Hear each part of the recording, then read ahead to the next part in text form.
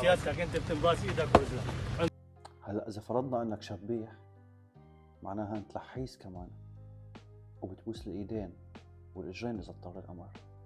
كيف قبلانة على حالك يا زلمه؟ بالله عليك مالك خجلانه؟ هاي النماذج اللي شايفينها اللي بتساوي من النكره بني ادم، وهلا موجوده كتير بوقتنا الحالي.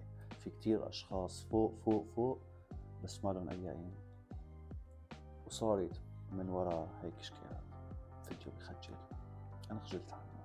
يعني هلا هو اذا شاهد الفيديو هلا وشاف حاله هيك بهالكمية